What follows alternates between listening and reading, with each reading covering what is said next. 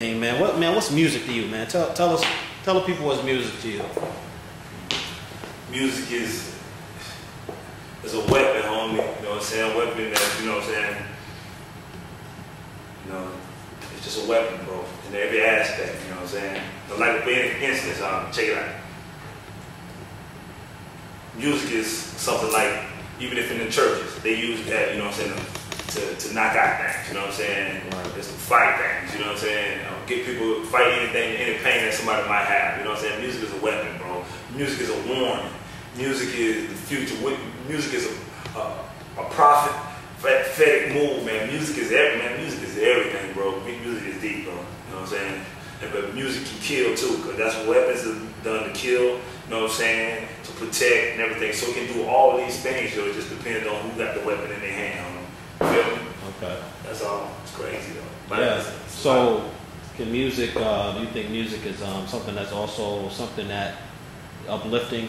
Yeah, definitely. Kill anything that got you down. So it's gonna go automatically get lifted up. Okay. You know what I'm saying? You know, the Bible talks about, you know, where there's no vision, the people perish, right? Yeah. What is your vision for music? What's your vision for music? Like you said, you know what I'm saying, to keep the people from perishing. You know what I'm saying? That's my vision. If I give them something that they can dance to at the same time, not mislead them, boom. You know what I'm saying? They cannot perish, bro. You know what I'm saying? And that's real. You know, just give them something that they can relate to, that they can feel. Give them a part of me. Give them the truth, yo. You know what I'm saying? Give them, but not watered down. Give them some heat, bro. Just try to do the best you can do. You know what I'm saying? Man, your music, right. Music is, you know what I'm saying, what get a lot of people's attention. You mentioned not being watered down. Yeah. Emphasis on the content of your music. Now, go into what your content is. What's your content? Like, you know, you say, you know, not watered down. Explain that. Okay. What would you describe your content? You know what I'm saying? Put it this way. If my content was in the glass and it would pour in your face, it'll burn. Okay. You know what I'm saying? Right. If I was to put water in there and pour it on you, you'd just be like, okay. Right. When you get your attention, you'd be like, who put water on me? Right. But what I got in mind, pour it on you, be stoned and wake up. You'll be up. Right. You'll be all right now. You know what I'm saying? You'll be up for real. Right. Because I'm gonna keep nothing but the truth, but it's gonna be pure. It's gonna be real. And it's gonna be almost like a sweet pain. Okay. A real pain, something that you love. You know how you like to feel certain pain. You know what I'm saying? Okay. That's what it is. Okay. Let's talk about the target audience. Like, who are you trying to reach? Everybody. Okay. You know what I'm saying? Everybody in his own way, you know what I'm saying? I don't want to leave nobody out. I ain't trying to just reach the church. I ain't trying to reach the set. I ain't just trying to reach the kids. I ain't just trying to reach the grandma. I'm trying to reach everybody with stuff. Because what I got to offer, it wakes up something in everybody at every age. And that's, you know what I'm saying? That's all glory to the Lord. That's not what I do. Okay, so you mentioned like dancing, you know. Yeah. It seemed like, you know, I mean, we're going to get into, we're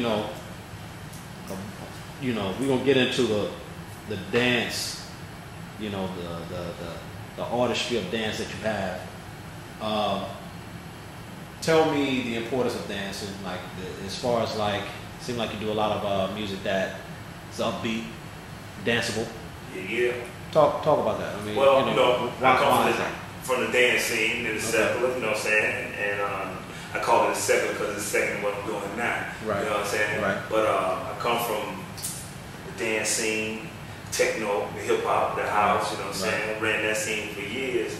And I remember being in the clubs and people like, yo, how you learn how to dance like that? And this was before I was even grounded in church. I used to always point up like, right. You know what I'm saying? Yeah. So it's crazy, and, you know, and a lot of people don't know, you know, I was one of the first people that was in the Florida scene, you know what I'm saying, rapping over dance music, you know what I'm saying? Breaks. I did a song, Music is Ecstasy, and at that time, ecstasy was the big drug. Right. So back in the days, before I even tried a first drug, people always used to ask me, Tiger, you on ecstasy? That's why you dance so good and all this? I was like, nah, music is my ecstasy.